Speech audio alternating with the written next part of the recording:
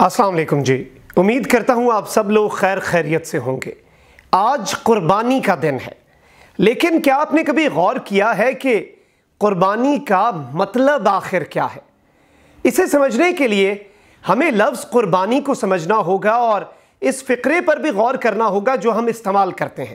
کیا آپ نے کبھی غور کیا ہے کہ ہم ہمیشہ یہ فقرہ کیوں استعمال کرتے ہیں کہ میں نے قربانی کی، لیکن ہم نے کبھی یہ فقرہ استعمال نہیں کیا کہ میں نے قربانی دی؟ ہم ہمیشہ سے سال ہر سال سے قربانی کرتے آ رہے ہیں۔ ہم ہر سال یہ کہہ دیتے ہیں کہ میں نے قربانی کر لی، لیکن ہم نے کبھی قربانی دینے کے فلسفے کو سمجھنے کی کوشش نہیں کی۔ اگر ہم اس واقعے پر غور کریں جس کی یاد میں یہ تمام تر اہتمام کیا جاتا ہے، سنت ابراہیمی پر، تو حقیقی قربانی تو باپ اور بیٹے کے درمیان ہونے والی گفتگو تھی۔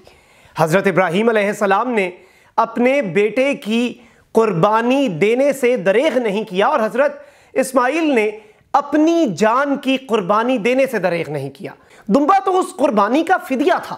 خواتین و حضرات، ہر سال عید الاضحیٰ ہم سنت ابراہیمی کے طور پر مناتے ہیں، اور یہ دن صرف ایک دن کی قربانی کا نام نہیں ہے۔ یہ دن تجدید وفا کا دن ہے، یہ دن تجدید عہد کا دن ہے کہ حکم خداوندی پر اپنی سب سے پیاری چیز بھی قربان کرنے سے ہمیں دریغ نہیں کرنا۔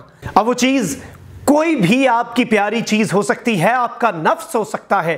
خود پر قابو رکھنا اور اپنے نفس کی، اپنی خواہشات کی قربانی دینا بھی اسی سنت ابراہیمی اور اس حقیقی قربانی کا اصل مقصد ہے۔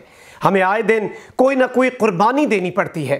ہم اپنے خدا کی خاطر اپنی خواہشات کی قربانی دیتے ہیں، ہمیں اپنے والدین کی خاطر بہت سی قربانیاں دینی پڑتی ہیں، ہمیں اپنی اولاد کی خاطر بہت سی قربانیاں دینی پڑتی ہیں۔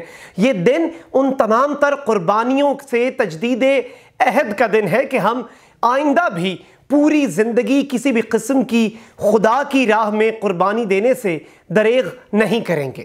اور اس دن ہمیں صرف اور صرف عید نہیں منانی، ہمیں بلکہ اپنے ان لوگوں کو اور ان بھائیوں کو بھی یاد رکھنا ہے جو حقیقت میں اپنے پیاروں سے دور ہونے کی قربانی دے رہے ہیں، تاکہ ہم اپنے پیاروں کے ساتھ اپنی عید منا سکیں، اور وہ سرحدوں پر ہماری حفاظت کر رہے ہیں، انہیں بھی اپنی دعاؤں میں یاد رکھیں۔ اپنے ارد گرد لوگوں کا بہت خیال رکھیں، ان کی خاطر قربانی دینے سے کبھی بھی کوئی دریغ نہ کریں۔